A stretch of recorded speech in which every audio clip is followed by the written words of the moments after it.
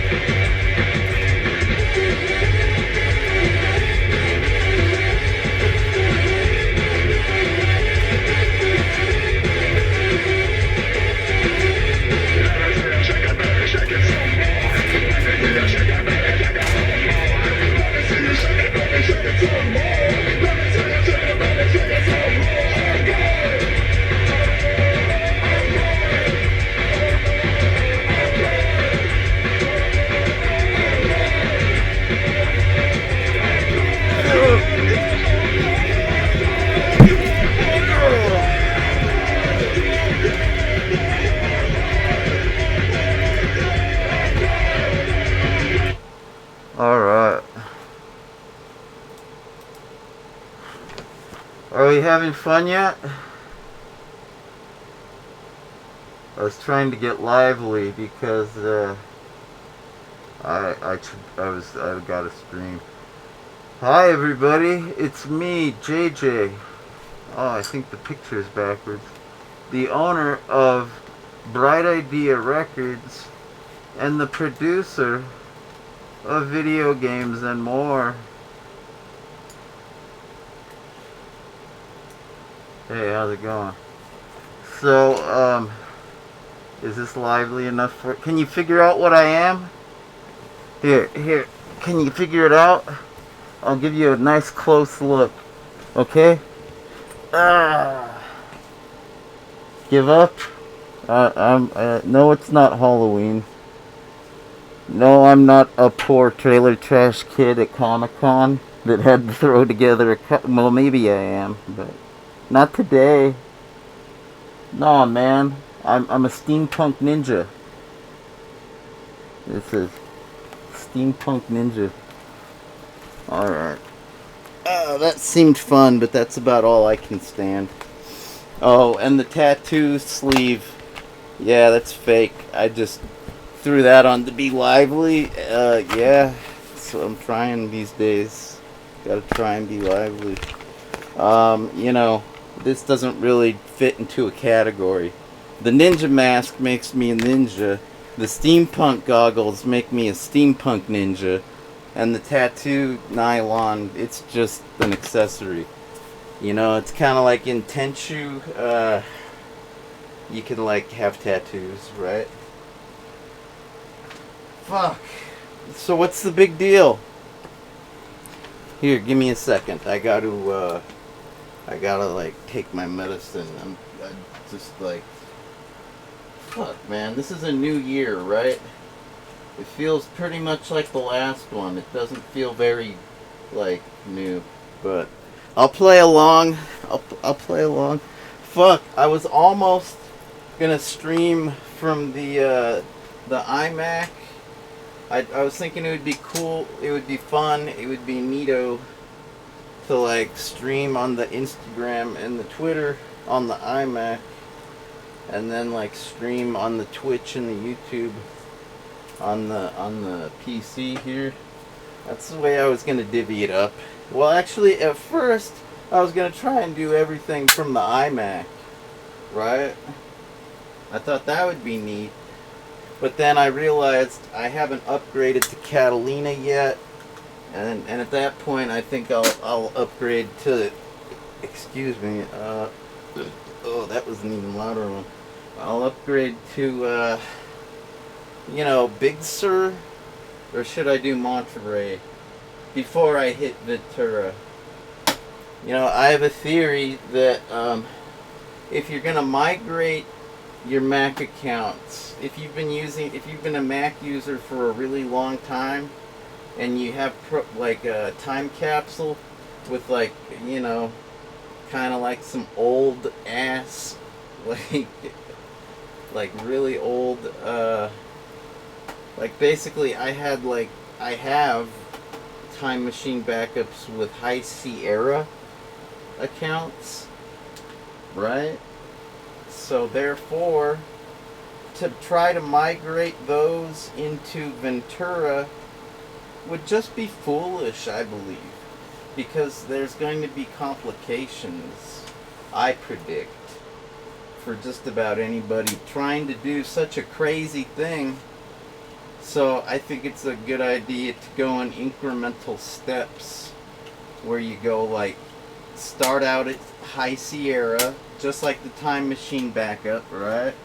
And then now I've got it upgraded to Mojave, which is nice, you know. The thing is with the Mojave, okay. The thing is, it's old. We all know that. Technically, if you're going to be running Mac OS 10 or OS X, as a lot of people say, because that's like what it's, that's what it's called, OS X. Yeah. Well, if you're going to do that, yeah, you run Catalina, obviously, because that was the last release in the version 10 series. And also, like, that's the one, the most updated one. That's the one to run. It's got, like, the SSL, the TLS certificates are, like, still, like, usable. You're not going to get all these weird errors. I mean, you can work your way around that. Like, in the keychain, you can be all like, hey, trust everything.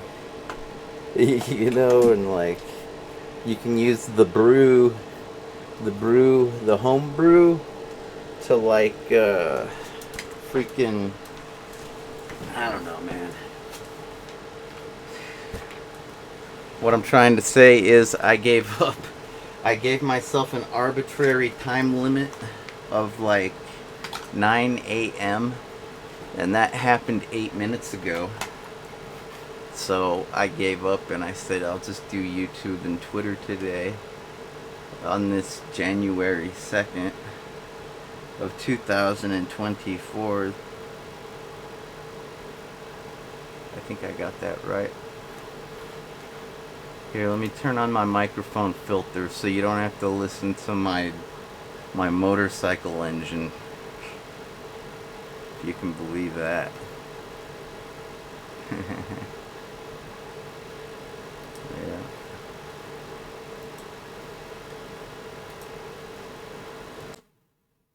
Is that any better? I hope so. Hey, do you remember that one scene at the beginning of The Matrix when Trinity is, like, riding on that motorcycle, jumping off of a building, and then the bike, like, explodes and takes out, like, a little security booth in a parking lot, you know, like, and she lands kind of like a... Oh, am I spoiling it for you? I thought everybody had seen The Matrix like 20 years ago. Sorry, kid. I forget. It's new people being born every minute. Just like P.T. Barnum and Bailey said. The Barnum Bailey Circus. I don't know. The one with the elephants.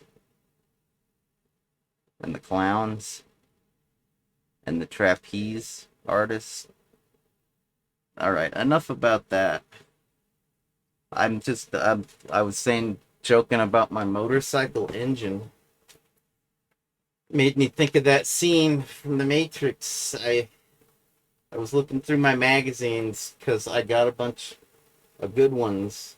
You know, let's say hypothetically, if you ever end up like some kind of born loser, let's just say if you're not the fortunate son, the chosen one, let's say you're not Neo, you're not the one. Hey, Neo doesn't make being the one look all that fun anyways, so fuck it, dude. Right? But hypothetically, if you're not rich or you're like not particularly good at anything, or maybe like, I don't know, maybe you live in an isolated rural place where like blah blah blah, yakety schmackety, nice tall refreshing cool glass of OJ, blah, but Taz hate water. Well, the good thing about that is you can always choose what to put into your head, like your eyeballs and your ear holes, your mouth hole, your nose holes, your nostrils. Yeah. You can always choose what to put into your head. I know that you're probably not choosing to put me into your head because I don't want to talk about my analytics. It's a new year, and hopefully things are going to be different because it's not 2023 anymore. I'm going to keep an open mind like that and just assume it's going to be different. At any rate, what am I talking about your head for? Well, because today's sci-fi day. All right, I found that out earlier. I wasn't aware in advance or anything. I didn't have any big epic plans for sci-fi day. I guess I'm kind of a born loser like that. Oh. Hey, at least I got to demonstrate my steampunk ninja look. It's pretty unique, pretty clever, pretty random. All those things. Mm. Tastes like Mountain Dew. So what's the big deal with this little freaking flyer, huh? It's not a flyer, kid. This is like a leaflet, kinda. This is like a magazine insert. It's like a miniature magazine inside of a. This was like stapled on the inside of an Entertainment Weekly or something. And guess what the topic is?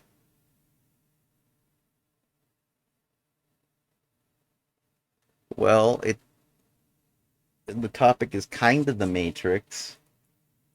That was a pretty big film back when this thing was published. Yeah, it's old, man. I'm old. I'm not retro because I'm like into the retro gaming. I'm retro because I'm old, okay? And a lot of the stuff I own is I can't afford to buy new things, so I'm retro by it's not by choice. The dun dun dun dun dun dun dun dun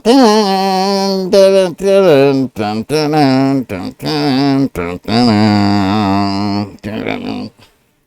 Why did I do the Empire theme song? I don't know. I guess I'm feeling a little Sith today. Achoo! I'm sorry. I'm feeling a little sick. Yeah. No, I'm just kidding. That was a stupid joke, right? I'm just a little Sith today.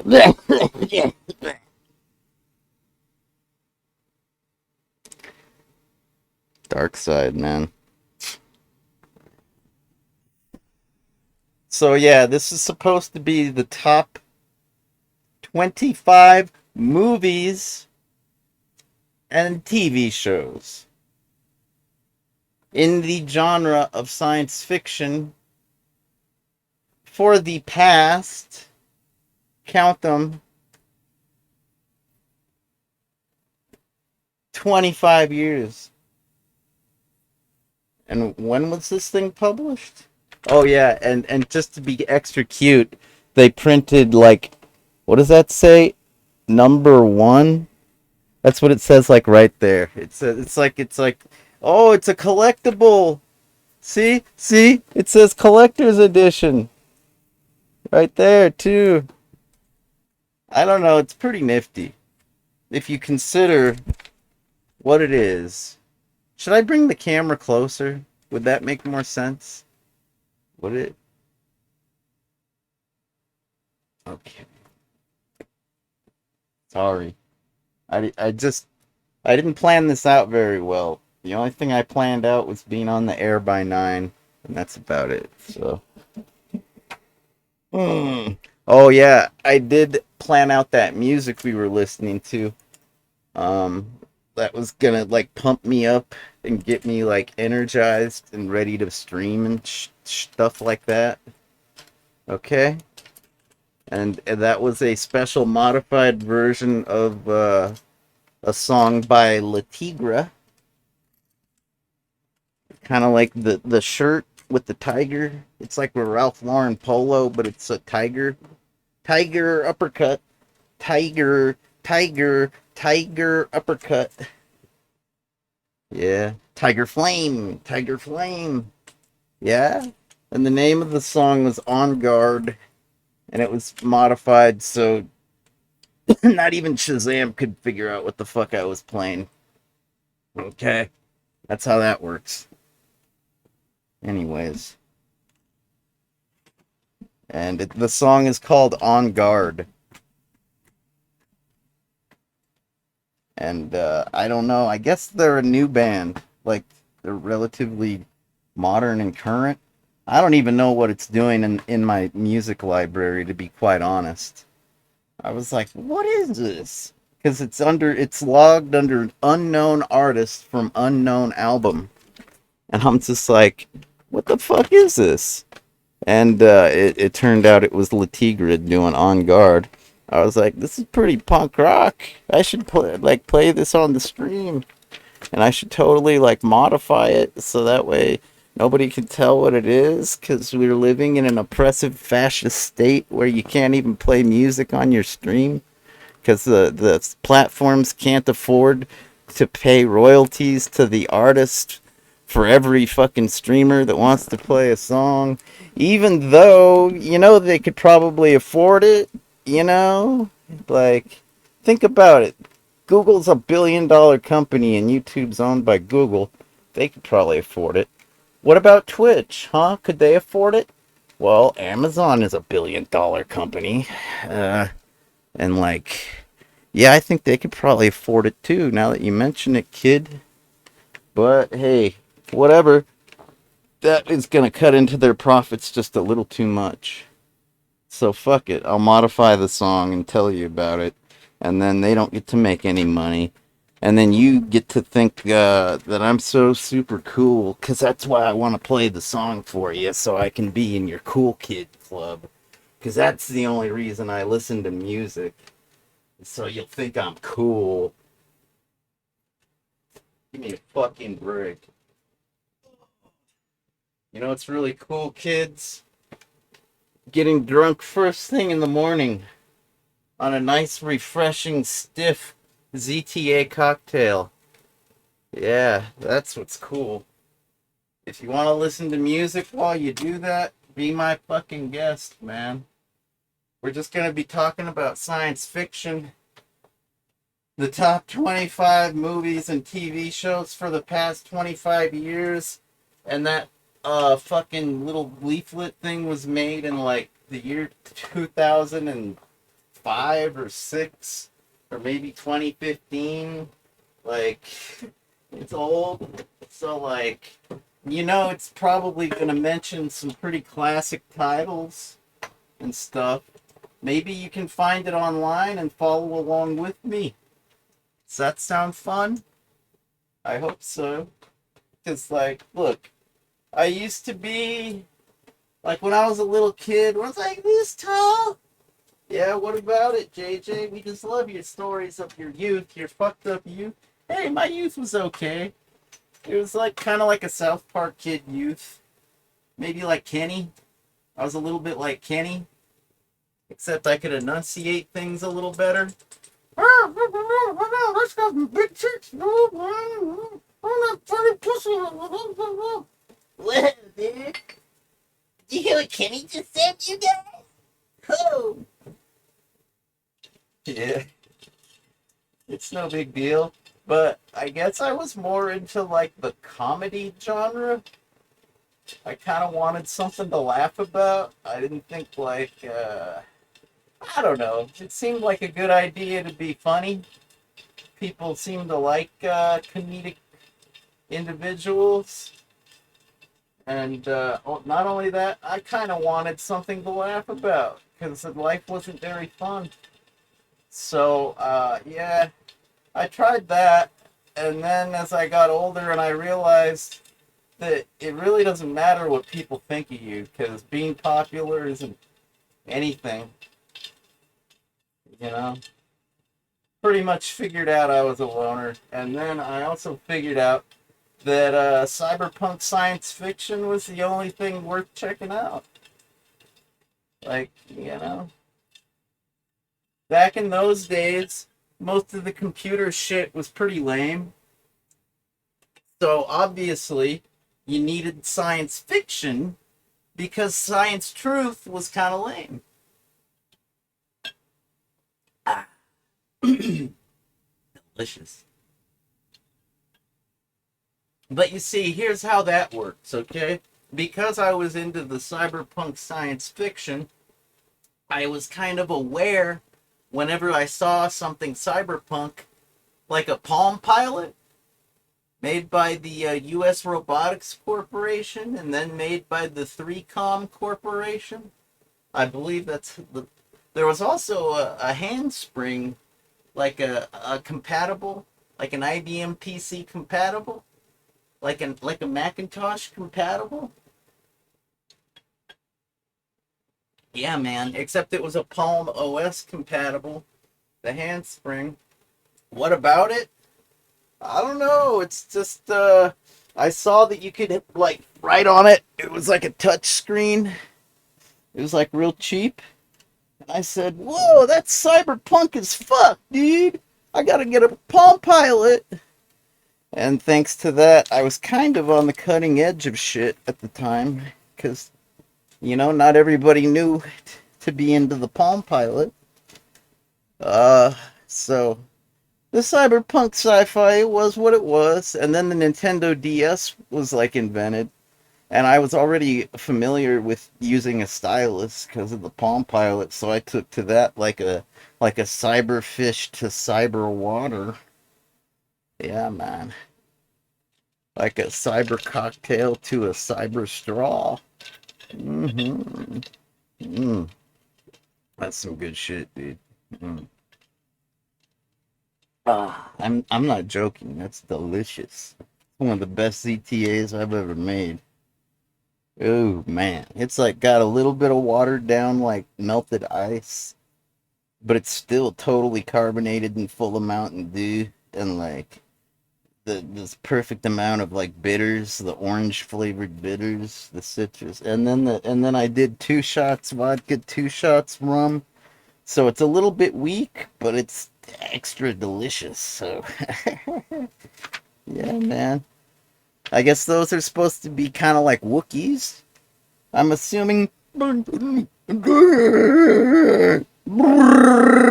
Yeah, okay, calm down, Chewbacca.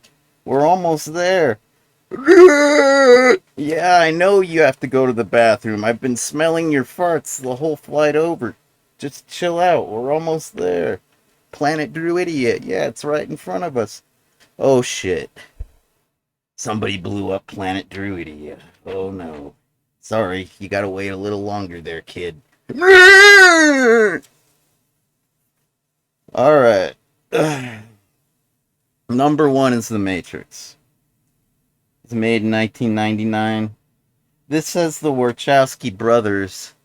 Obviously, they are referring to the Wachowski sisters. What is it, Lily and Lana? Right? I've never met them. Like, I've never met the pair. Never met them. But I'm pretty sure it's Lily and Lana. I think I might follow them on Twitter, actually. That's practically like meeting them, right? Okay. So, yeah, Matrix is the number one from 99. What do you think's gonna be next, huh? Dun dun dun dun dun dun dun.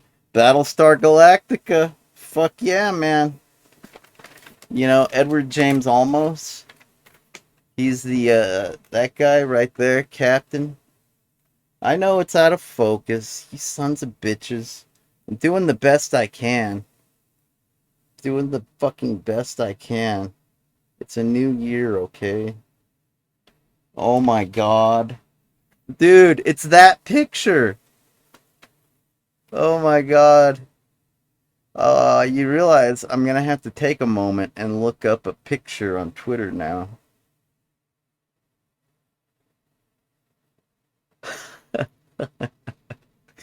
Oh shit. Okay, so yeah, the years are 2003 to present. Okay. I don't want to spoil it for you. That guy right there, ahem. That guy right there, he's the right hand man. He's kind of like a white guy. He's kind of square, but in this picture, he's got his, wait, is that, yeah, he's kind of grown out his tough guy mustache or whatever. So he looks a little bit more like a biker or something, as opposed to his nerdy ass fucking co-pilot, co-captain. He's basically James Olmos's number one, like a Riker to a Picard, I guess you could think of him like that. He's kind of a degenerate. You can tell. I think he gets like a drug addiction or a gambling addiction. You know what? I don't want to spoil it for you. It's just a TV series. I've watched every episode. I guess you should too. It's only number two in the top 25 of all time sci-fi things. All right. And I guess you probably saw Blade Runner at number three. I don't know who made this list. Oh wait, Entertainment Weekly did. That's right. Is that right? Okay. What I meant to say is I don't know how old this list is. I think it's from the 20 aughts. Okay. Blade Runner was made in 1982. Okay. And it looks like I drew something next to it. Look at that. What is that supposed to be? Is that like is that supposed to be like a check mark? Is that supposed to be like a star? Or a cross? What the fuck? Maybe I didn't draw that. Maybe I loaned this to a friend and maybe they like drew that. That could be. That might be. All right. So I'll look up the picture because I don't have very many fans these days. That's what my analytics tell me. Yeah, yeah, yeah. Blah blah. Yakety schmackety. It's all refreshing, cool glass of OJ. But if one of my fans saw that picture and then didn't see me load up their take on it, you know, their content creation thingammerbob, well, I'm sure that I'd hear about it. So I got to at least try. Let me see. How do I work this thing? Um. Okay. Here's what I'm gonna do. I know how to work this thing. I think I do. I think I can. I believe I will. I supposedly might. And if you're just tuning in to the JJ Styles Rock stream on YouTube or the Zot the Avenger Rules stream on Twitch, right? Um, well, that's cool. Thanks. I'm JJ. I own Bright Idea Records and produce video games and more. And what about it? Well, we're just celebrating Sci-Fi Day by going over the top 25 sci-fi movies and TV shows of the past 25 years as published by Entertainment Weekly. What the fuck? God damn it. Doesn't anybody care that I'm streaming? I'm telling you. Yes, it's me trying to sign in. Hello? Hey, dude, I'm streaming and you're on my microphone. Crazy. Yeah, you could probably call me back later, I guess. That's cool, man. Hey, watch the stream. Yeah, I'll see you later. Maybe. Thanks for the support, dude. Nobody would have known. You could have just said, fuck yeah, I wouldn't miss it for anything. It's cool, man. It's early. I don't expect people to be with it. Yeah, fuck that. No. Okay. I think I do this by going uh, like that. I type that in, uh, and then I do like an open parenthesis like that. And if I type in rock, maybe that'll work. Huh? Oh, I think this is gonna work. Hey, I found it! I'm pretty good at this. Son of a bitch. Are you guys ready for it? Are you guys ready? You saw that this picture was the one that they put in the Entertainment Weekly, right? This is my friend Just Saying page on Twitter. This is what they turned that picture. This is what the picture seemed like to okay. Now without further ado, there you go. I don't know, it looks just like the same thing. Am I supposed to notice anything? What? Is there something happening? There's the crew of the Battlestar Galactica right there, right? There's nothing unusual, right? Nothing. It's not unusual to be in the Battlestar Galactica crew posing and looking hip and stuff. See, this TV show was made back when sci-fi still wasn't necessarily considered hip. I think it's considered really hip and trendy now because of like the Netflix and the Amazon Prime. Basically, the sci-fi genre is like the best genre there is. Like I think a lot of people will tell you, "Oh, wait a minute. I think I see something in the picture that doesn't quite belong there." Oh shit. It's almost like one of those highlights magazines with like the two pictures and they're like, "What's in this picture that's not in that picture?" That chick right there, she's not actually a human. Wait a minute. I shouldn't talk about that. Spoiler alert. Yeah. So if you like that, you can go and comment on it, okay? It's pretty easy to find. Because I'm elite at hacking the Twitter, dude. Hell yeah, I got the mad twittering skills. Actually, it's no big deal. That's all I had to type in. Alright, we're done with that topic. Alright? And I'm a good friend because I did that. Yep. Here on the stream. On the Twitch and the YouTube. Okay. Ah! Going to hell in a handbasket. Fuck. I'm all stressed out now. I'm gonna make a cigarette. Oh, I saw my life flash before my eyes. Ah, ah, oh, my cyber eyes. Ah, all right. Oh, I'd play some music, but you know, real sci-fi geeks don't listen to music. They just read sci-fi books, watch sci-fi movies, and sci-fi TV shows. And if there's music playing on the movie or on the show, like they might like that. But otherwise, they don't listen to music. It has to be sci-fi music, sci-fi world, right? You know it's true.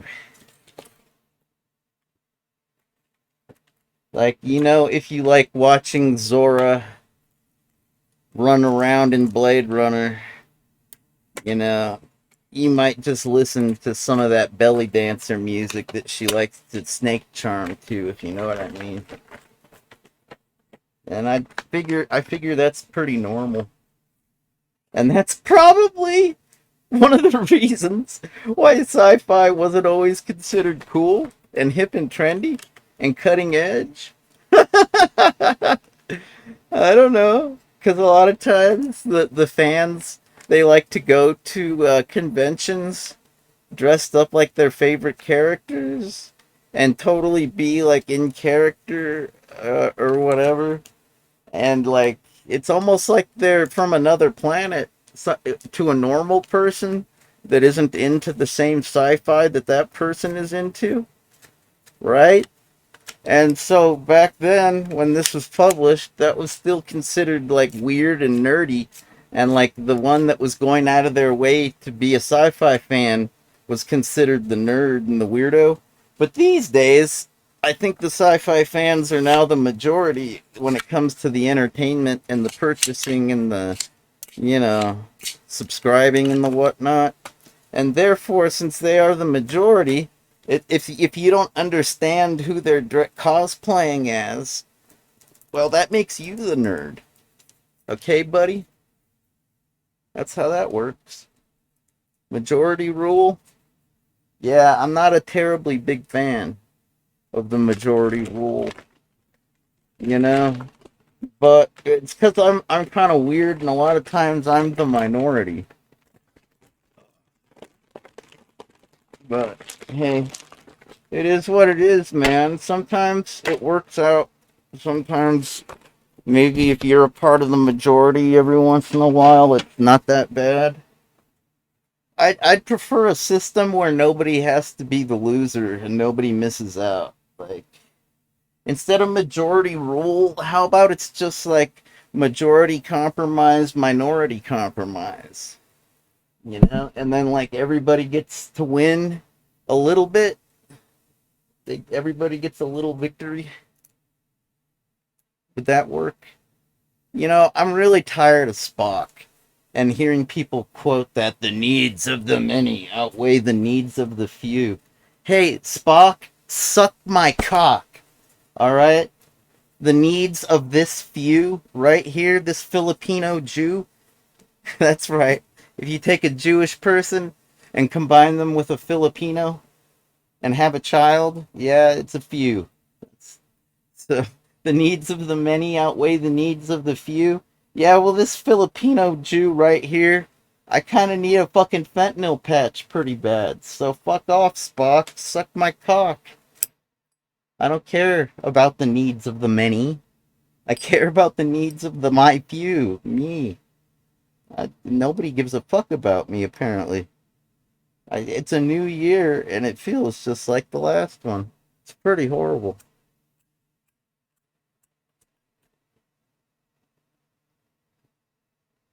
I digress. Like, I've never bought fentanyl on the street.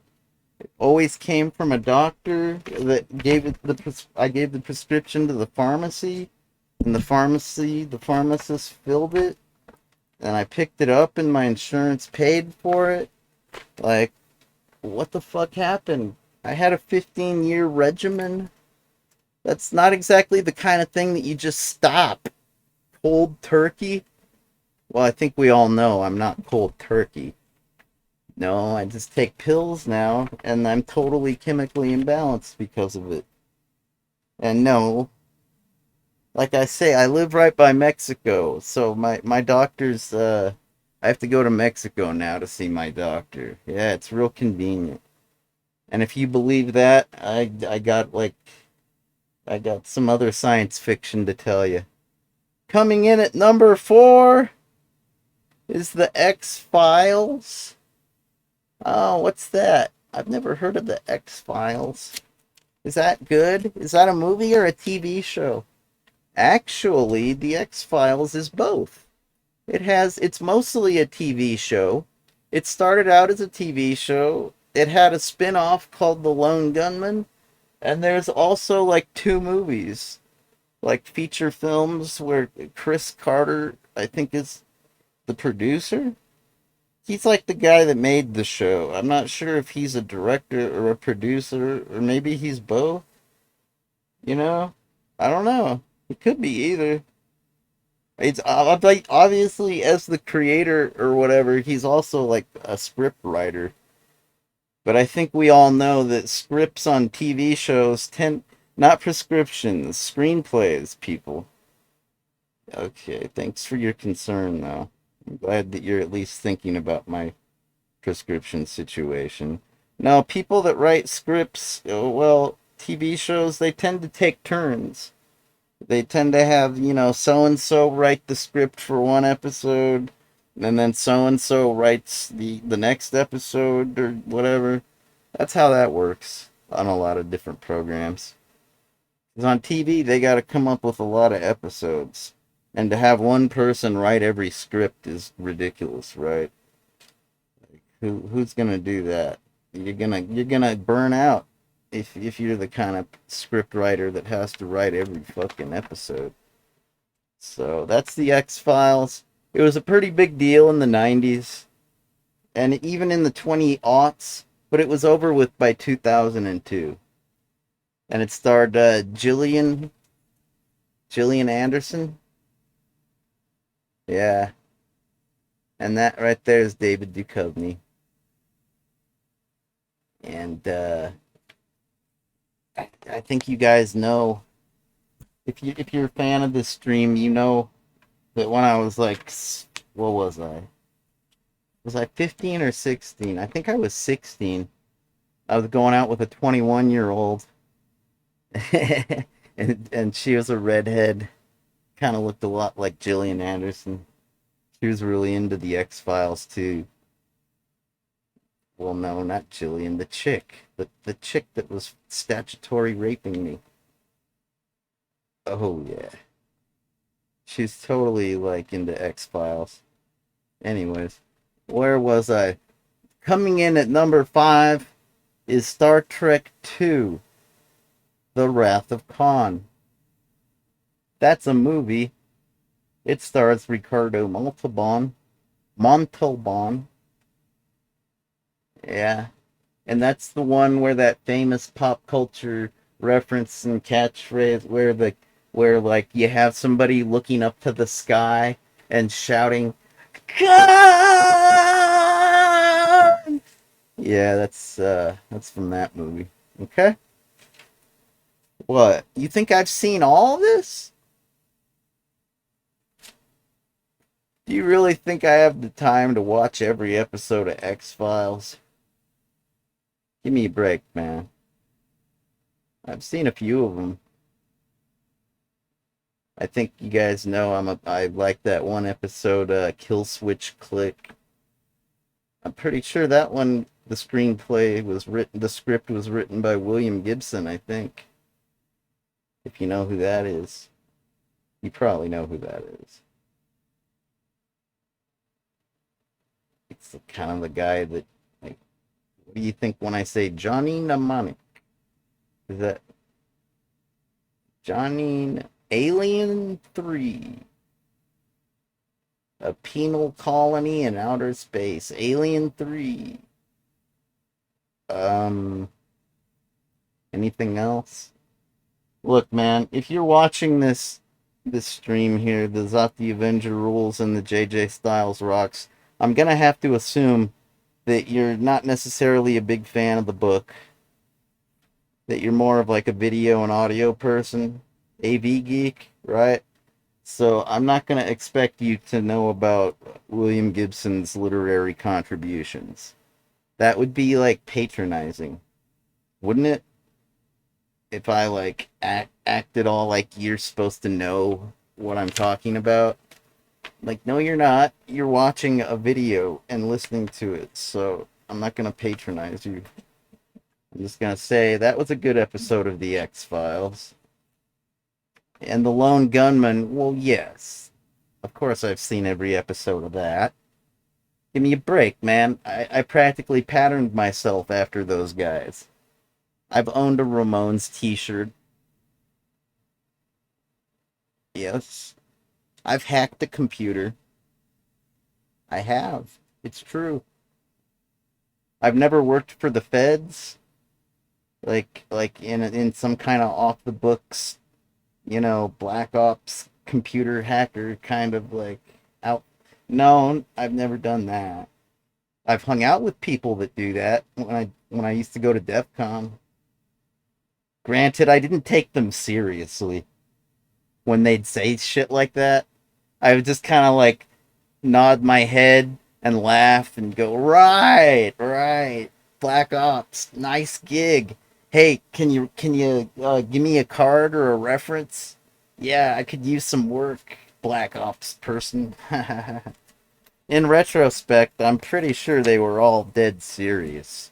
But, we're all pretty drunk at DEF CON, so at least we were back then. So, it's pretty much just like, I don't need to know what you do for a living. So, I just got laid off personally. So, I don't even want to talk about employment. It just pisses me the fuck off. Yeah. And, fuck. What's the name of the movie? I got one of them on, there's two of them, right? I got one of them on DVD. It's like, I want to say Fire Walk with Me, but I think that's Twin Peaks. Isn't that Twin Peaks? Fuck. Well, anyways, yeah, it's pretty good shit. The X Files, whatever. And then, oh yeah, we had already moved on to the Wrath of Khan. Yeah, of course I've seen that. I have that on VHS. I have a VHS box set of like every Star Trek movie from the original series cast, and yeah, I got a pretty nice little VHS box set. But usually I end up watching The Wrath of Khan on like if on AMC, like American Movie Classics or some shit like that maybe. All right. This right here is Brazil. They ranked it at number 6. Entertainment Weekly did. If you can believe that. That's pretty impressive, man. I mean, to rank Blade Runner at number 3 and Brazil at number 6, these motherfuckers did their homework. Like, they almost seem like nerds. Like, not bad. They must have checked a website or two, like Internet Movie Database. They probably made this list. It's probably a direct copy of like some dweeb on like Internet Movie.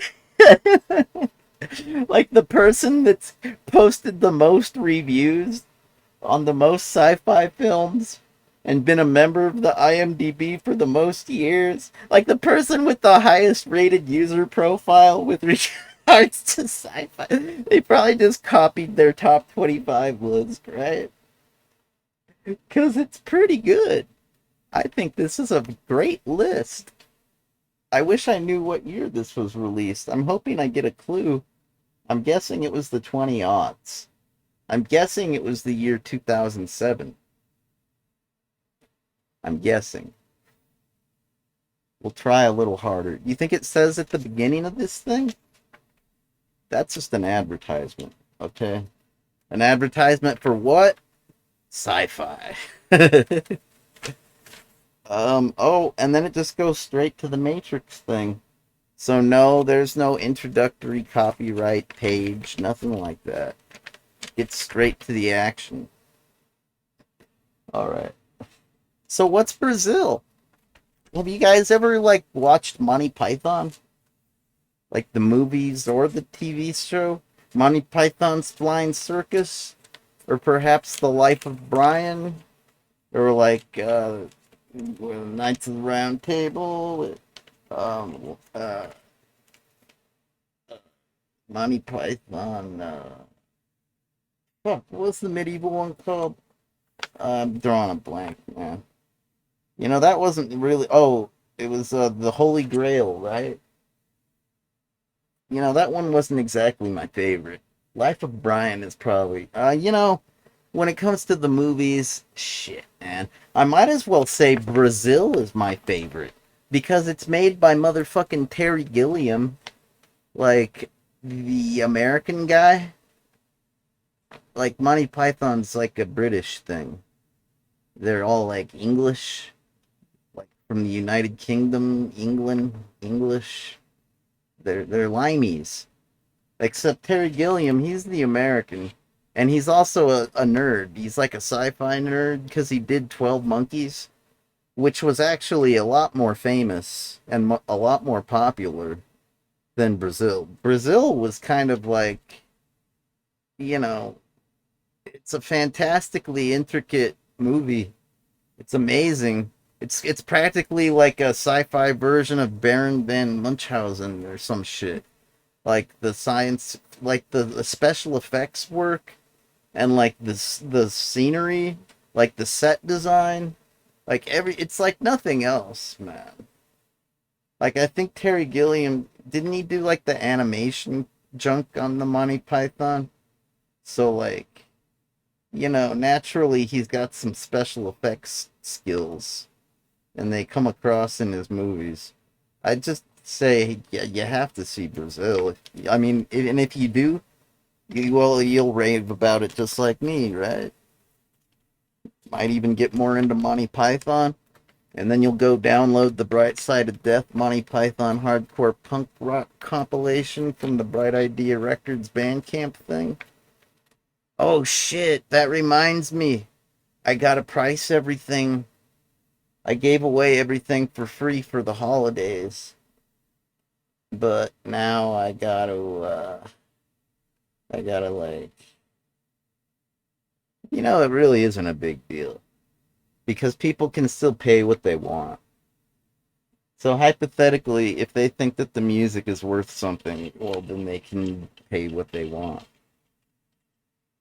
And that's almost like, I don't know, it's almost like more of an honor. It's like, wow, they could have it for free, but they like the shit so much. They gave me a tip. Wow, they gave the record label money to produce new things. That's badass. Maybe I will leave it free. I don't know, man. I'm pretty lazy. I might just leave it free because I'm lazy. All right, coming in at number 7, believe it or not, is E.T. the Extra Testicle. I mean, extraterrestrial.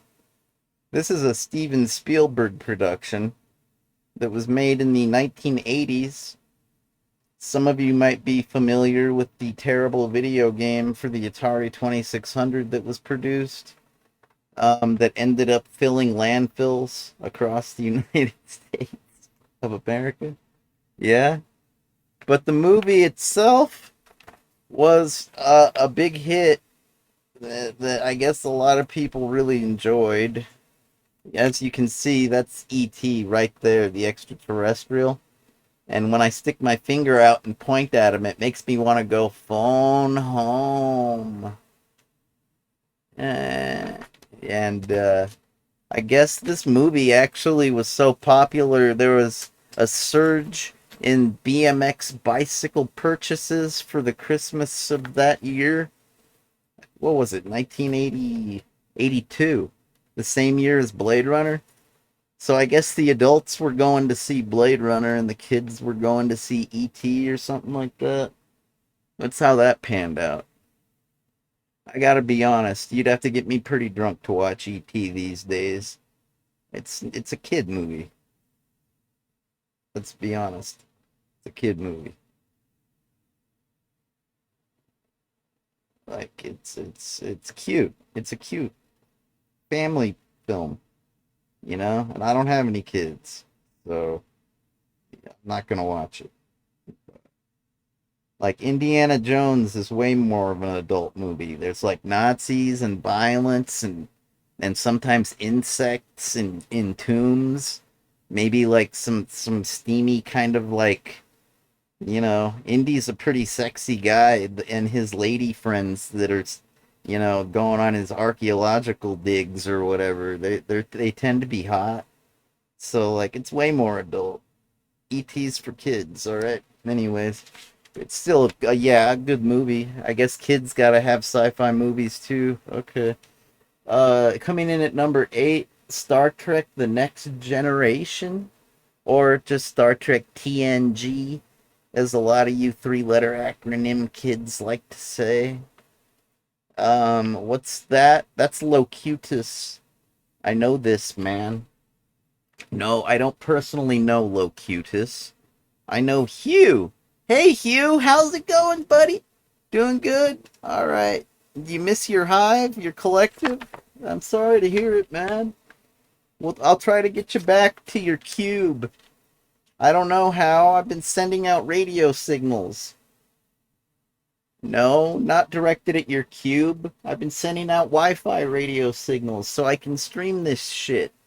Maybe they'll tap into a satellite connection and check out some human porn on the internet. And while they're at it, they might accidentally go to my stream and figure out that you need a ride home. So, and then you can be reassimilated to your freaking division, to your cell. That's what they call it, a cell.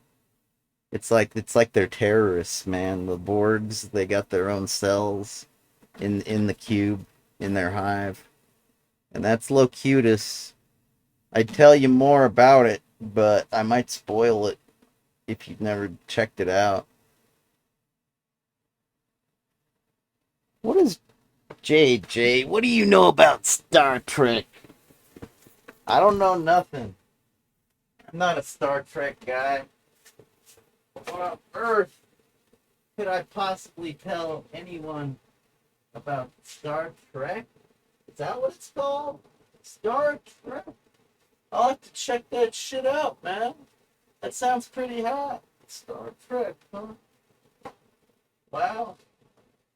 Star Trek. But what do? They travel around the galaxy? Really? Fascinating. And is that it? They travel from planet to planet and they shout out Khan every time they meet a new. Oh no, that's just in the movie. Huh? Is that how that works? I see. I'm starting to catch on. I think maybe. Oh shit, man. Oh, I really gotta like get with it because I thought that I had a shoebox filled with burned Star, Star Trek episodes. Like, I got like a shoebox full of DVDs for TNG, the original series, Voyager, freaking Deep Space Nine, and Enterprise. But I guess I don't know where I put that shoebox. It's blending in with the surroundings very well right now. I thought it would be funny to act like a noob and then flip through all my freaking burned episodes. Oh well, some other time. Maybe we'll watch them some other time. Probably not. It shit's like copyrighted as fuck, dude. To be quite honest, if I was gonna like, excuse me, if I was gonna focus on a Gene Roddenberry production here to go over and like analyze with you people, you stream watchers, watching the Zot the Avenger rules and the JJ Styles rocks. Yeah, what about it? Well, instead of the Star Trek, I'd probably want to focus on some of Roddenberry's other work. Maybe like Have Gun, Will Travel. Yeah, man. That would be dope. Yeah, Roddenberry did stuff other than Star Trek. I think a real Star Trek fan, a real Trekkie knows that. Okay? But still, it's not necessarily that widely known. Okay? So it doesn't hurt to talk about his other work, like Have Gun Will Travel, which would translate to a video game very well. I think I mentioned that idea to you guys during the COVID lockdown. How if you were playing a game like Have Gun Will Travel, like you could have cutscenes where you have Paladin hanging out at the hotel that he lived at in San Francisco. He hung out in the lobby a lot with beautiful young debutantes and like spending all of his bounty hunter fortunes and junk on tuxedos and other dandy boy things like that. Maybe like mustache wax, etc. And usually Hey Boy would come up with a piece of mail or an article clipping out of a newspaper or something, and Hey Boy would be like, Mr. Paladin, you might want to look at this. And it would be an explanation of the episode, summarized, that particular 30-minute episode. And when Paladin would travel on his horse and get, or steam train, whatever, he'd get to the location described in the thing that Hey Boy, or sometimes Hey Girl, would hand him. The hotel management or whatever, they were Chinese anyways. um the way you knew that shit was about to kick off was people would be like talking to Paladin, and they'd be like, who are you? What do you do? Why are you here? And then that's when Paladin would pull out, his card and say, here, take my card. And the camera would zoom in on the card, and that's when it says, have gun, will travel. you know. And that's when they go, oh my God, you're a hired gun. That's right, he's not a bounty hunter. Technically not a bounty hunter. That's actually more like Wanted Dead or Alive, starring Steve McQueen. No, Have Gun Will Travel, he's more like a freaking hired gun. He's a gunfighter. Alright? That was Gene Roddenberry's work, anyways. And that would translate to a video game perfectly, because when you see the card, that's when you know it's time to pick up the controller and do what Paladin does, right? It would totally translate to a very clever little shit, man. If I had the license, I'd make it myself. You gotta license things when you use characters that are like, yeah, other people's characters. Okay. Where were we? So that was Star Trek. Now, next, coming in at number 9 on the sci-fi top 25 list is Aliens, a movie produced in 1986 that stars Sigourney Weaver. She's that hot bitch right there. Damn, she looks good in that picture. You know? You feel me on that? Do you agree? Here, let me focus the camera. Let me focus your attention here. Tell me, fuck, man. You guys like Avatar, right? You saw that movie Avatar, didn't you? I have a feeling that this list was made before Avatar even existed. It's kind of an old little book I have. It's kind of old.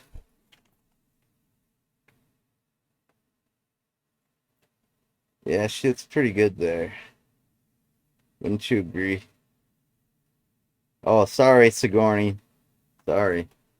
I didn't mean to do that. Come on now. She's wearing a white t-shirt. That's not really her cleavage. I mean, like, kind of,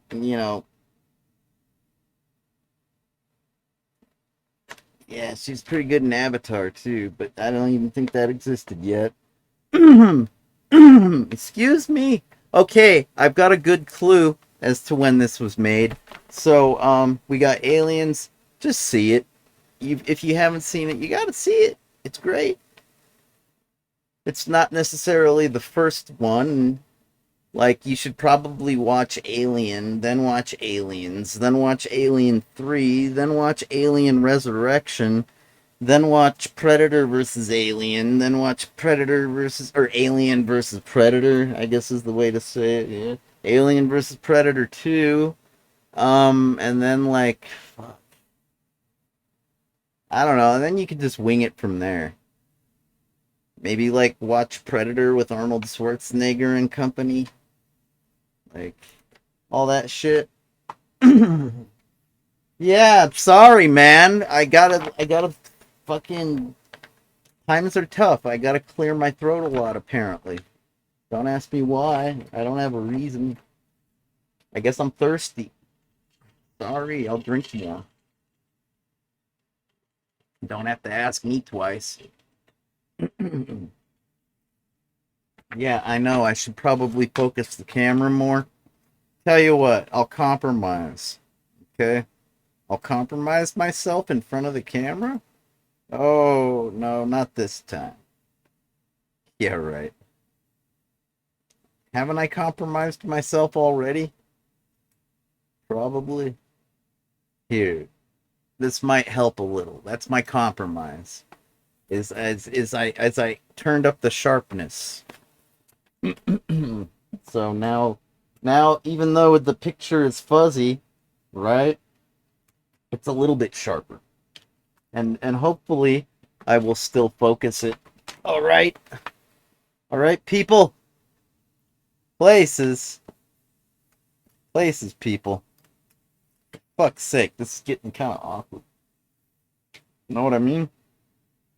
This whole arrangement that I have with the camera and junk. It's kind of awkward, I think. Maybe. Could be considered awkward. I don't know. I'm trying to make it seem like I'm a talented producer. Like this is a really difficult production. So you should have respect for the original streamer. Cuz this takes skill. This out of focus picture and this drunken babbling, it takes a certain kind of je ne sais quoi that only I possess, okay? It's true. Authentic original streamer sci-fi geek. Okay. I'm so old school. I refer to myself as a nerd and a geek, even though, like I say, sci-fi is like the most popular genre. Like, it's basically like Game of Thrones was a pretty big deal, I guess. That was like fantasy like genre, you know? But like let's face it, the sci-fi is way more popular. All right, so here's the clue that I have. It says that Lost was produced from the year 2004 to present, right? So that means that Lost hadn't ended yet when this particular publication was made and distributed. So Lost that ended like what? Whatever. It ended when it ended. Ooh, the staple's sticking out. That could mess up my finger or the page. Yeah, that's better. Uh, so, I'm not entirely certain what year Lost ended. I didn't watch that show, if you can believe that. Dude, I was too busy watching Big Brother America, the US Big Brother. Hey, somebody's talking to me. Flexible, convenient, best management panel. Oh, my chat panel. Customize, go to Steam Rise. Oh, thanks for the tip. I appreciate it. Okay. I almost got this staple. Yeah. Okay. So yeah, I didn't watch Lost, but here at number 10 they got The Thing. That was another 1982 movie made by one of the masters of horror genre movies. Sometimes science fiction goes like it gets grouped into the same category as horror, which is like a totally different genre. All right? But the thing is it's kind of they're both kind of fringy. At least back in 1982 those genres were kind of fringe. So therefore, and I'm not talking about like not the fringes on your puffy shirt, on your puffy pirate shirt. No, not those fringes. I mean fringe like a niche market, you know?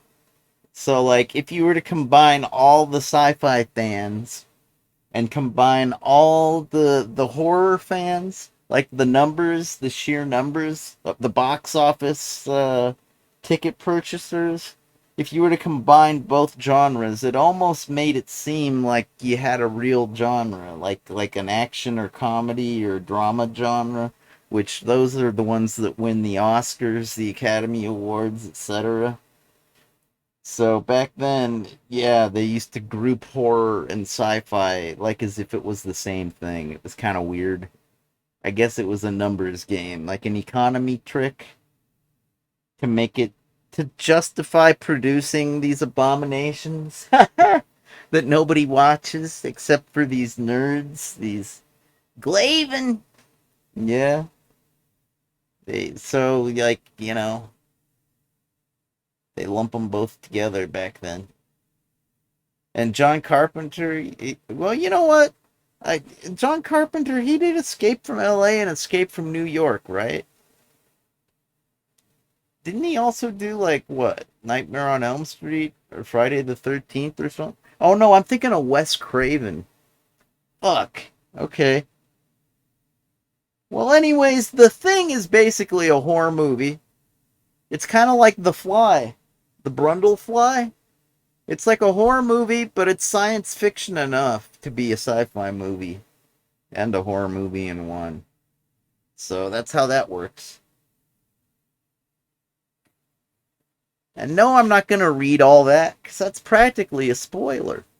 You don't want me to spoil this shit for you. This is like a nostalgia show for people that have actually seen this shit, and it's like crib notes for all you kids that are too young to know about this classic shit. This is number 12. This is Back to the Future. I think everybody knows about Back to the Future.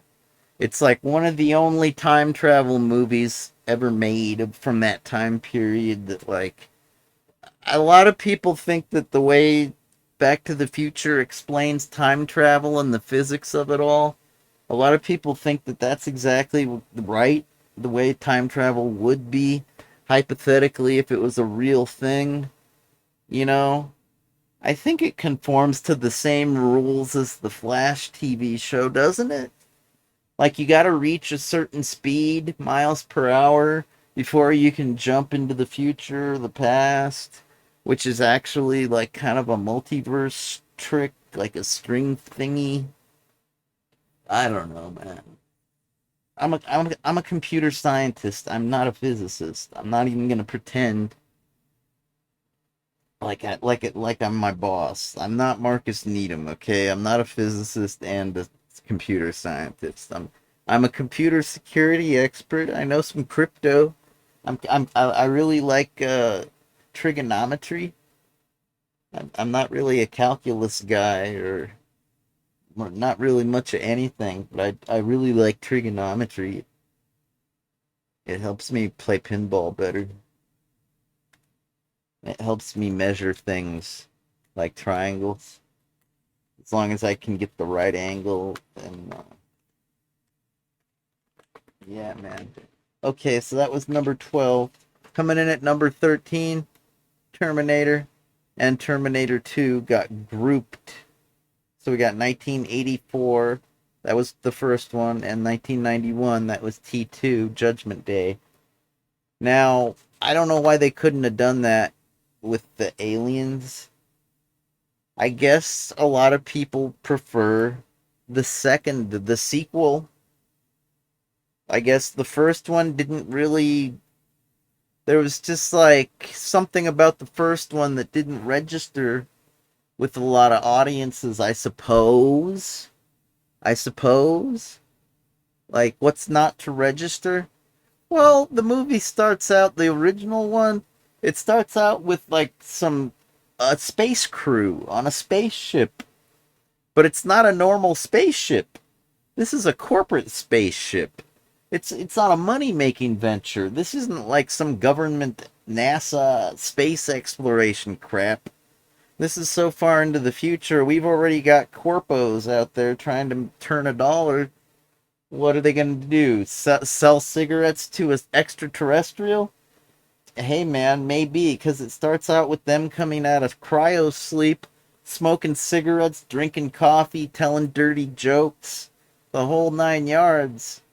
It seems pretty down to earth for being outer space, which I guess threw off a lot of geeks. Because, like, a lot of people prefer Aliens, it's just straight up scary, action packed.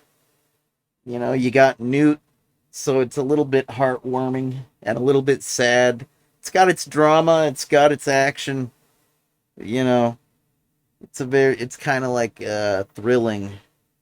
Whereas the first Aliens, you know, there's a lot of like sociology if you think about it. You know, socioeconomic kind of things to think about, kind of cyberpunk if you think about it. Whereas Alien, yeah, okay, that's how that worked out. Yeah, Aliens number 9, yet Terminator and Terminator 2 number 13. Yeah, okay, whatever, man. I'm just happy they made a list at all. I'm not gonna nitpick it to death. Lucky they even made a list at all. All right, coming in at 14 is Children of Men. That was made in 2006, and that was a. If this was made in 2007, that was a relatively new movie, Children of Men. Of course, I saw that like immediately. I heard about it through the grapevine, and I was like, "Oh, that sounds right up my alley." Of course, I ended up seeing it when I was hanging out with the 2600 guys. They had like a dorm, they had like a house over on the U of A campus and a pretty good local area network, like with a server closet and a bunch of awesome movies on their network. And this was one of them. I was laying down on the floor, their carpeted floor, eyes glued to the screen. Yeah. I think that was Laracus and D's Nuts. They had like a crib. Yeah, man. Laracus, the guy that did the 2600 on the hosting a website thing on your home cable. Yeah, that one. Okay. Pretty good movie. It's about a dark future where humans stop, like, procreating. Like the human women, they can't get pregnant anymore because of some kind of factor. And apparently, this woman is the first woman to get pregnant in a very long time. And naturally, that's a very dramatic and scary, like, whoa, what's gonna happen? Like, obviously, it's a very serious thing. Could you imagine? They're probably gonna hunt her down like a dog, right? Because they probably need to lock her in a cage and study her and find out why she's capable of getting knocked up when nobody else is. It kind of reminds me of Eon Flux, actually, because I think that's exactly what happened to Bregna, the city that Eon is from. Um, you know, they have to start. I don't want to give away too much if you're not familiar with the Eon Flux, which I hope is on this list somewhere. But the whole topic, the sci-fi topic of women being able to get pregnant, if you're into that topic, well then Children of Men and Eon Flux is what you're into. So that's what's up with that topic. It's something to consider, man. What if the environment ever does get so toxed out you can't even have a baby because it's just like the fetus dies inside you because it's getting bombarded with radioactive waves like the RF? That could probably disrupt the fetus growth. Or what if the food is like so artificial? What if we just live on soy, like recombinated soy products that have just been recycled over and over, and or I don't know, man. I don't really know what it would take, but it's an interesting thing to theoreticize about. And plus you get to talk about people doing it, and sometimes, like, if there's sexy people around you, sometimes that leads to doing it. Just talking about doing it sometimes leads to doing it. You might know this. Perhaps you know this better than I. Maybe. I doubt it. But Speaking of doing it, yeah, they put Eternal Sunshine of the Spotless Mind in the sunshine of your spotless mind. Bow now now now, bow bow bow, bow now now. Oh yeah.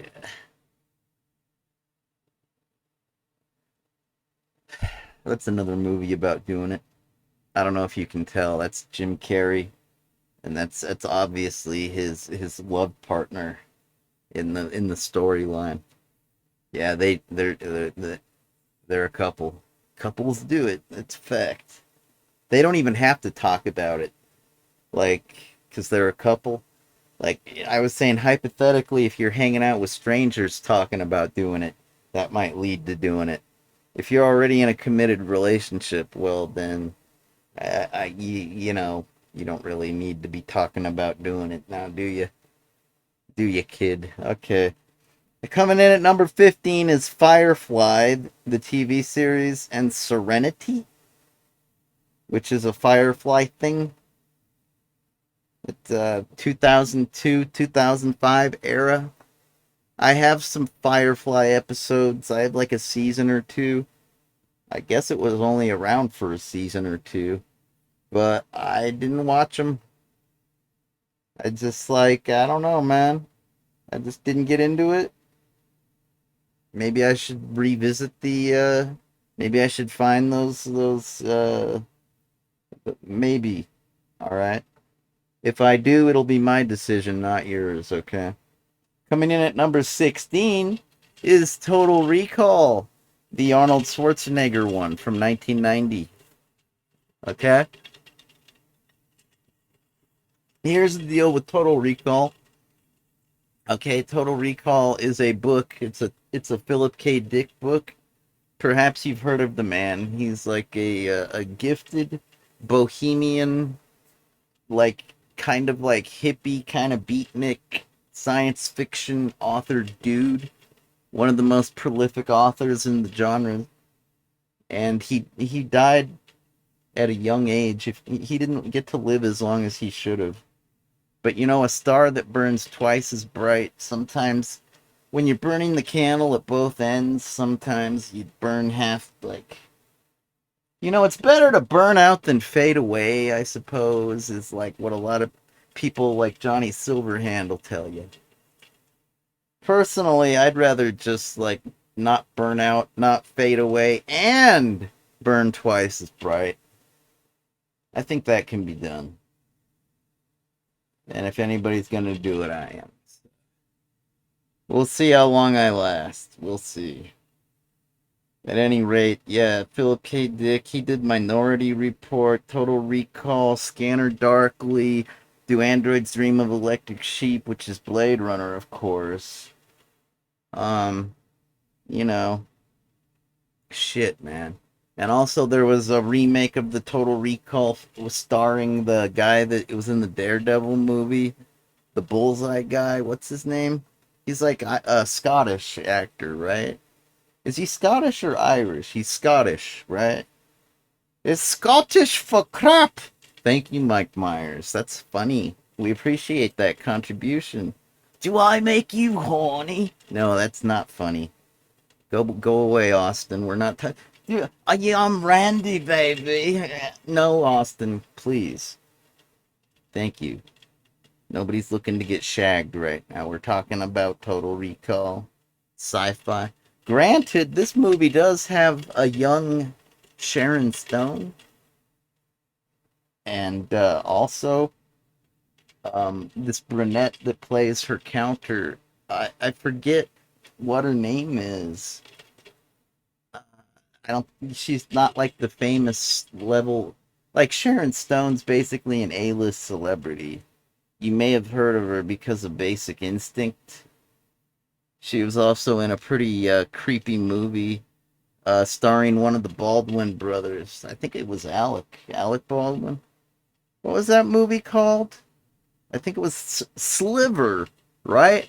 I got the book on my shelf in the other room, but the movie was pretty good translation, I suppose. But yeah, that was Sharon Stone in Total Recall, wasn't it? God, when she's wearing that spandex, dude, and then they have that fight scene with her brunette counterpart that I'm talking about. Oh, dude, that shit gives me wood every time. I'm just like, oh my god, that's hot. And some of that. At any rate, I think it's worth watching. I actually have a special collector's edition release of Total Recall. It's a release that has a little metal tin. It's like a saucer. It's like a circular tin, and it's Mars. It's the planet Mars. That's what the lid looks like. All the little craters, and like I don't think it has the Mars face, the face man, like in the terrain. You guys know about the face on Mars, right? Anyways, yeah, it's a pretty good little collectible. I think I got it at Bookman's with some Bookman's trade for like $10. Eternal Sun. Yeah, I can never say the title properly, but let's just say you should watch it. I've got the DVD on my shelf in the other room, but if you've ever like, I don't know, man, that movie makes me emo, so I don't really like to watch it very often. I don't know, man. It's not really my kind of sci-fi. But some people are like into the romantic. The Some people listen to love songs, etc., etc., and they happen to be geeks, sci-fi geeks. So therefore, I guess that's the kind of person that watches that. Anyways, there's Heroes made for 2006 to present. I wouldn't necessarily think of Heroes as a sci-fi television series necessarily, but considering that it got grouped in here and ranked at number 18, I guess I get to think of Heroes, the TV series, as science fiction. I think recently there was a production called The Boys, which is kind of like Heroes, except where The Boys focuses on the villains, Heroes focused on the heroes. Hey, I think there was a season called Heroes and Villains. I didn't really watch Heroes. All right. I mean, I did, but I didn't. Like, when I say I watched Star Trek, you know damn well I've watched motherfucking TNG, Star Trek, Deep Space Nine, Voyager, Enterprise, every fucking episode. But Heroes, not necessarily, no. No. Battlestar Galactica, yeah, every fucking episode, you bet your ass. But Heroes, it was interesting. I thought it was done well, you know? I remember there was this one character, I think it was the cop, like the SWAT team cop. He was like kind of chubby. He was like real popular on the internet at the time. Lost was really popular at the time too. I was kind of busy watching Big Brother in case you didn't know. You know, I kind of needed that human connection in reality. And Big Brother, it helped me get that. So I was still recovering from a really bad vehicle accident at the time. Coming in at number 19 is Starship Troopers. Uh huh. Here's the deal with Starship Troopers, okay, kids? Um, First of all, the movies. Ow, my head. Uh,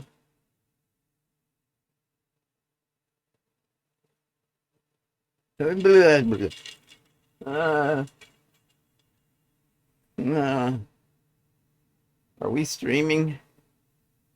Oh, oh, it's gonna leave a mark. Uh, all right, so here's the deal with Starship Troopers. I need a cigarette and an Excedrin. With Starship Troopers, it's a trilogy. There's actually three of them that were made, but the sequel and the third one, they're kind of like campy B movie grade. I mean, that's kind of like the way people view. It's kind of like those movies, like for example, Tremors. Tremors was a big movie starring Kevin Bacon. You know, it was a pretty popular movie. Kevin Bacon was a popular actor to have star in things at the time, right? And Tremors had sequels that you never heard about. Like everybody went and saw Tremors in the theater, and then they went to the video store to rent like Tremors 2 and 3 and whatever, right? You know? That's the way that straight to video? I don't know. Maybe. I think Starship Troopers was straight to video, the sequels. But the first one, made in 1997, was a major motion picture that you could see at the drive-in theaters, which still existed at the time, or in a regular old movie theater house kind of projector on a screen situation. All right, I believe that these movies are based off of novels written by Heinlein, Robert Heinlein, I believe. I think I've read like one Starship Trooper novel, and believe it or not, the government, the socio-political thing it's basically a science fiction movie, and it's theoretical. What if we had a fascist dictatorship government type of, you know, operation going? Yeah. Oh, that sounds like a bad idea. Mussolini? Like Hitler? Like fascism? Yeah, yeah, but check it out. The reason we have it is because we've got aliens that are big bugs, and they come and they try to kill us Earthlings. And if we are not organized, and if we do not have leadership that is like, if people don't obey the leadership, the human race is going to get exterminated by these hideous monster like aliens. I guess that was the theory, is that if the threat was great enough to our security and our survival, that a fascist government might not only be justified, it might actually be necessary and the right way to keep the species alive. What a hell of a theory, right? How often do you sit around thinking, what the world needs? More fascism. That's what I'm all about. Yeah, more fascism in the world. And I'll tell you why. It's because blah blah. What if the extraterrestrials blah blah? And there you have it. Oh, okay. If you seriously want to think about fascism and its uses in modern society, I recommend you check out some of Darby Crash's writings, if you will. Darby Crash was the singer of the Germs. He died at the tender age of 23 years of age. I almost died at 23, but I survived. I think he was 23. Was he 24? I forget. Definitely wasn't part of the 27 club, that's for sure. And no, like, he is a full-on fascist. That's what he said in interviews. That he believes in fascism and that he is a fascist. He's an American fascist. You know? That's what he said. And he wrote about it and his thoughts on the matter. Okay? So if you're really into that topic, I'm a huge fan of Darby Crash, but I'm a fan of his music. Okay? Like the Germs, that band is fantastic. Like Lorna Doom, like the bass player. Fucking Pat Smear from the Foo Fighters. Dude, that guy rips. I wish I could meet that guy. He's getting old. He's gonna die. One of these days, I'm gonna hear that Pat Smear died, and I'm just gonna think, fuck, I never got to meet Pat Smear. It's gonna really... I'm not looking forward to that news. At any rate, Star Wars The Clone Wars coming in at number 20. That's right. That was happening back in the years of 2003, 2005. That was like not the first animated series, based on Star Wars. No, I remember back when I was like this tall, right? And the Ewoks cartoon that they used to play on Saturday morning, right? So naturally, that was kind of more like the first animated crap from the LucasArts Star Wars people, yeah. But the Clone Wars was an episodic kind of thing made with the computer graphics, the CG, if you will. It was all computer graphics animation, kind of like a cutscene in a video game. Yeah, exactly like that, I reckon. You know, like ray traced, basically, like the 3D rendered, kind of like. And of course, it had the voice actors and junk and script storyline, like the whole 9 yards. And I guess it was based around the time period, if you will, of like when the Clone Wars happened. That would be episode 2, because Phantom Menace was episode 1, Clone Wars 2, Sith 3, and New Hope, uh, fucking Empire Strikes Back. That was 4, 5, and 6. Return of the Jedi was 6. So therefore, yeah, this is early on in the storyline in terms of like Phantom Menace being the beginning and Clone Wars being the next installment. That's where this animation, yeah. And it's basically the story of a young Anakin Skywalker, which is another way of saying Darth Vader before he became Darth Vader. Yeah, and his Padawan, Asuka, she's a Teano? How the fuck did I looked that up the other day on the stream? What that alien's called, the one with the big floppy head things. You know what I'm saying? You know what I'm saying. I was talking about dancing, I believe, and saying sometimes those aliens are dancers. I was trying to find out the name of that Vulcan kid from Enterprise, that like the chubby Vulcan on Enterprise, and I eventually found him, but I forgot. I forgot where, I forgot the name, and it really doesn't matter.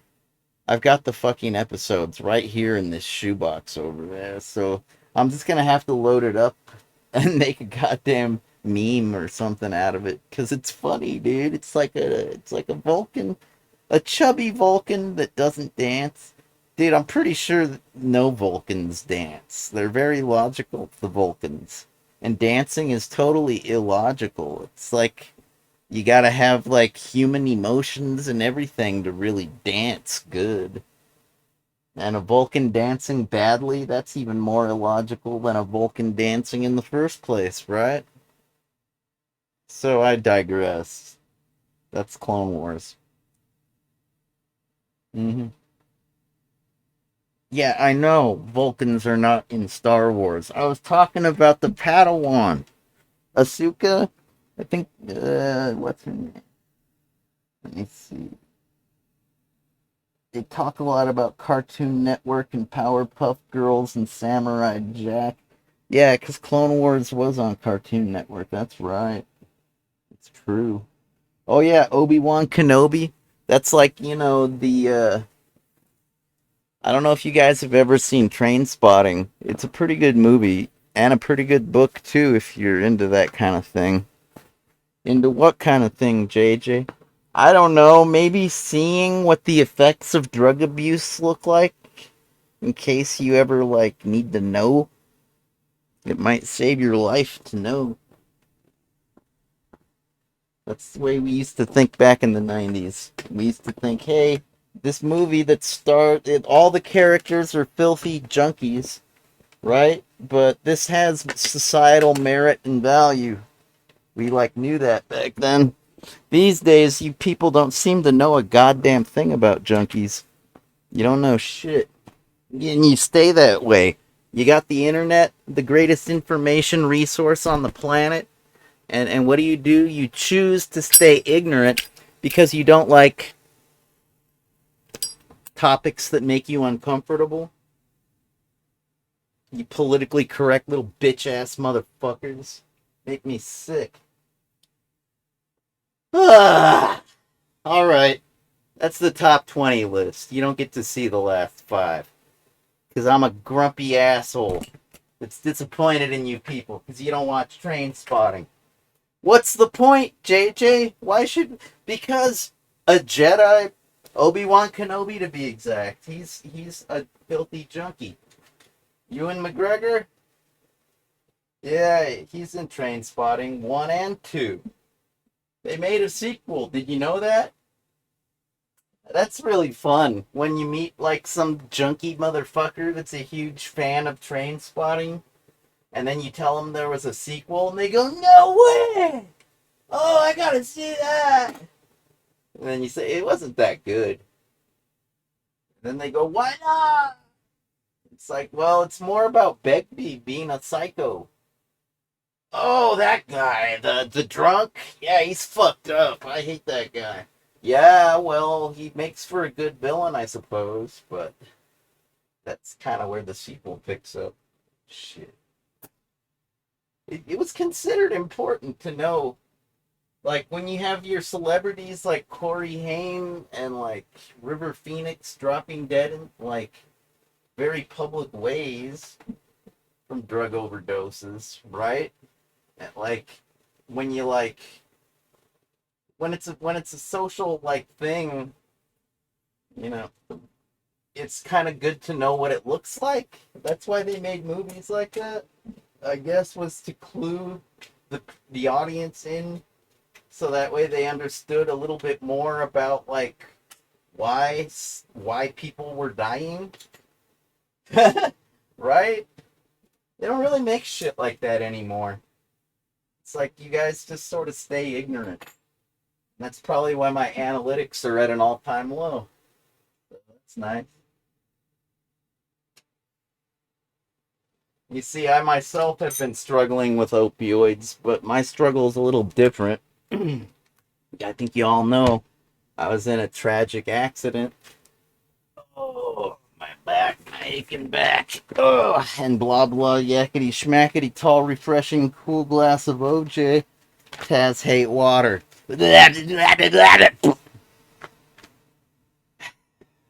Alright, I'm over it. Alright. Yeah, I needed a dose. Okay, that's number 20. Clone Wars. Right?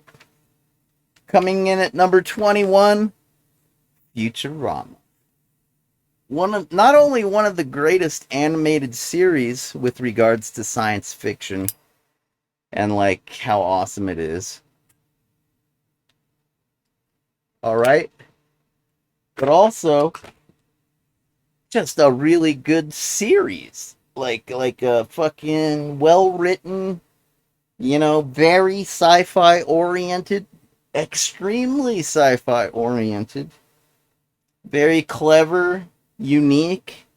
They never used to rehash things. Like, if they did rehash anything, it was deliberately on purpose to exploit it to get extra laughs, you know? Kind of like a running gag, if you will. Very clever. Perhaps it was made by a guy named X Cohen, David X Cohen.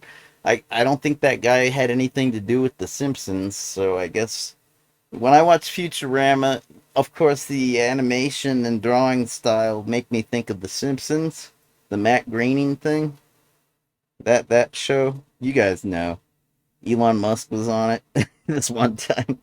Anyways, the guy that owns X, Twitter, yeah, that guy. The guy with the spacecrafts, I guess. Is that what you call those things? Spacecrafts? Yeah, I call them big boy toys. Those are playthings for the rich, basically. Anyway, I'm not impressed. Anyways, but Futurama is so good. And maybe you're familiar with the series that was afterwards. I think it's like a fairy tale kind of thing. They made it during like when Game of Thrones was really popular, you know? What's it called? Happily Never After or something? I don't know. I forget. I've seen it. It's like got the princess girl that's kind of a tomboy and her father's like the king of the kingdom, but he's kind of a fat lazy guy. The kind of guy that gets gout in his feet and like has chest pains when he gets up from his throne, that kind of crap. And he doesn't like have a queen. So, I mean, he does kind of have like this swamp thing queen. It's kind of like a frog woman. Kind of reminds me of Kif on Futurama. You know, the number one to Zap Brannigan. What is it with these space pilots always having a number one? Like Riker? Why do they always have a fuck? Or like Spock? Spock was Kirk's, number one. So what is that? Why do they always get a number one? Why is that the requirement of a space? Like even Han Solo, yeah, he's got a number one. Even though he's more like a space pirate or bounty hunter. Whatever you think of Han Solo as, Chewie is his number one. Why do these space fuckers always have a number one?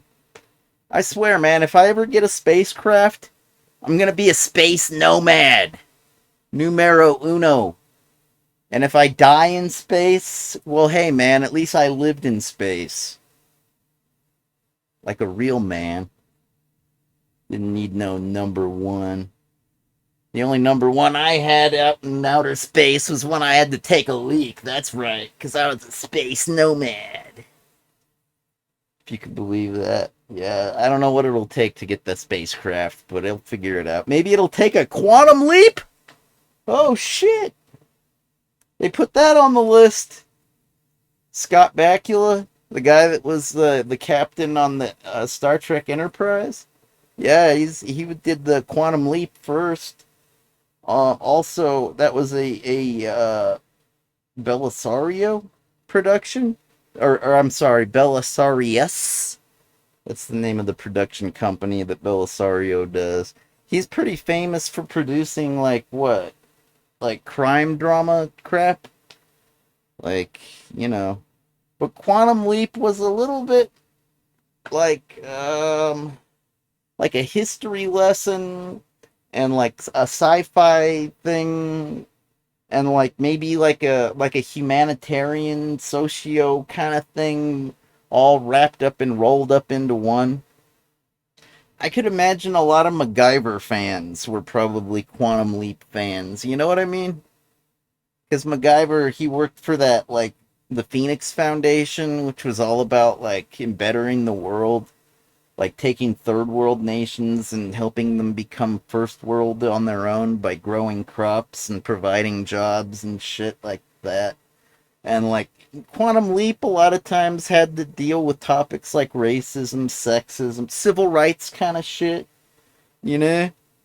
It's very sci-fi. But also, I'd almost call it cyberpunk because I think that cyberpunk sci-fi, one of its greatest uses, is taking technology and giving it an applicable, real life kind of scenario for which it changes lives.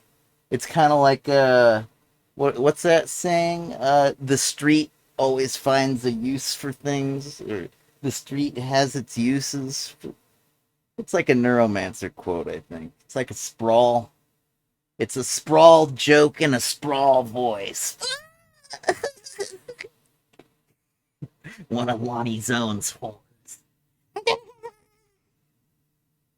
Yeah, okay, whatever.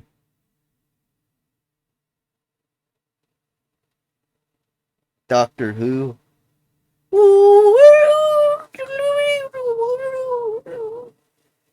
Yeah, I think they're referring to oh my god, that's right. It's all just one show, isn't it?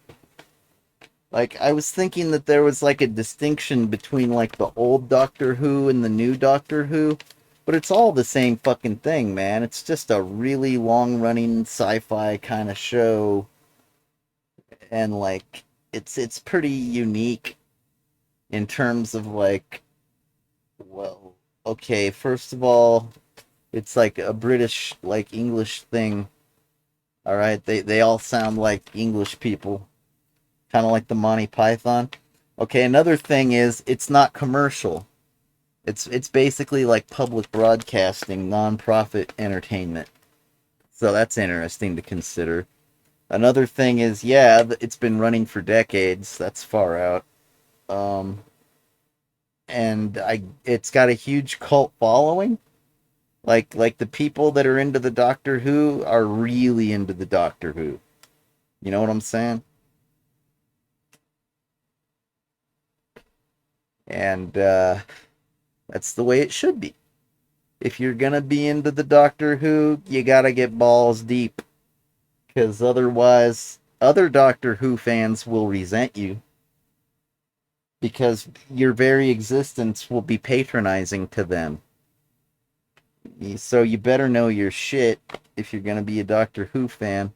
And you better enjoy it as well, because it's got like all these cornball references and like jokes and shit that I don't get. Because I'm not really a Doctor Who person, but I can respect a Doctor Who person, and I do play the pinball table. I even posted a nifty... Here, let's play my little animation that I posted. I made an animated GIF. Check it out. No, I'm not going to use my cell phone. Is that what you thought when I grabbed it? I was just getting it out of the way. Okay, where were we? Yes, that's right. We were last looking at the sci-fi. We were looking at the rock cock. You know the rock cock. Now let's see. I'm talking about the JJ Styles page now. Oh, I'm clicking in the OBS window like I always do. Son of a bitch. Okay. Now I'm clicking in the right box in the right window. Oh. Oh, and yeah, this is a Doctor Who thing, okay? So we're gonna do the JJ Styles. And we're looking for Doctor Who.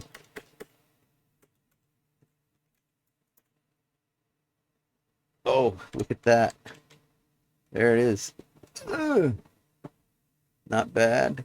Alright, if I click on that, and if I maybe like raise this damn window a little so you can see it, I think you'd appreciate that if you could actually see what I'm trying to show you, right? Okay. Here. Uh, eh. This is my little animation that I made based off the pinball game that has to do with Doctor Who, which ranked on our sci-fi list top 25 on this sci-fi day, January 2nd, 2024, the new year, here on the JJ Styles Rock stream on YouTube and the Zot the Avenger Rule stream on twitch.tv. What's up, everybody? Yeah, number 23 is Doctor Who. We've only got two other sci-fi, and this is bottom of the list. You know, we started with number one. That was The Matrix, of course. Best sci-fi ever. The Matrix. Whoa, I know Kung Fu. Like I was saying, this little booklet, I think, was produced in the year 2007, I think. It doesn't have any advertisements except... Alright, so that's my cute little video, okay? I'm not really a Doctor Who fan, but, you know, I'm familiar enough. Okay, alright. The only advertisement that they have is for this Toyota Yaris in this little booklet. So I don't know what model, what year, what model is that one?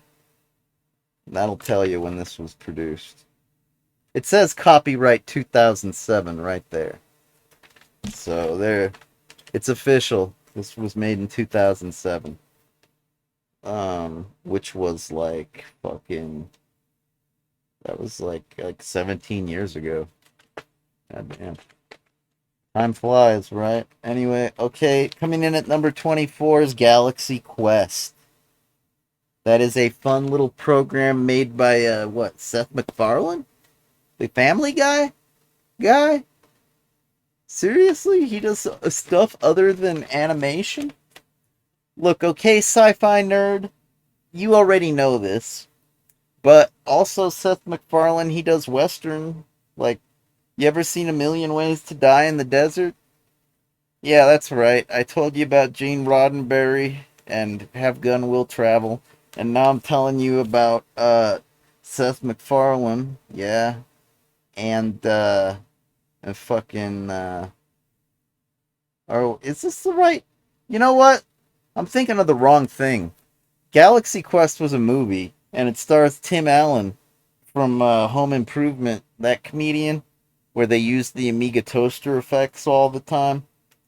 But it was silly and goofy, kind of like that show that I'm thinking of. It's like a Yahoo Screen show, the one with the space crew.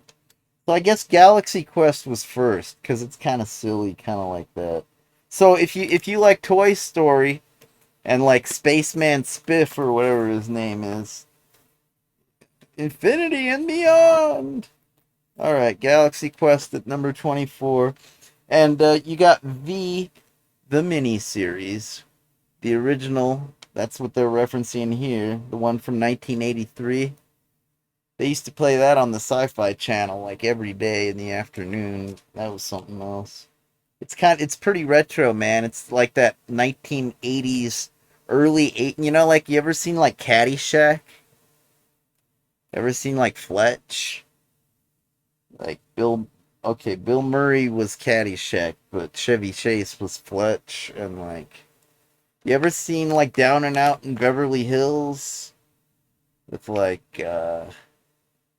look, what I'm trying to say is the early 80s had a real particular vibe to it.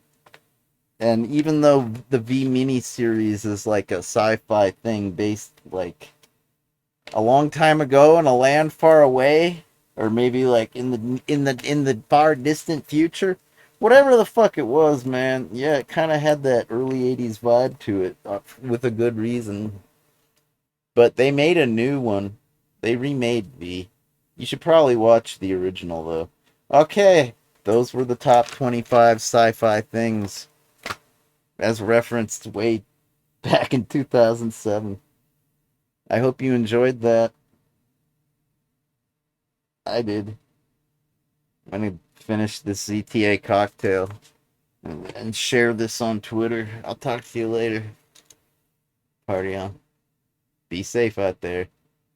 Remember, wear flame retardant apparel when you cosplay, and yes, don't cosplay and drink. Or wait, don't drink and drive. Yeah, whatever, man. Okay, bye.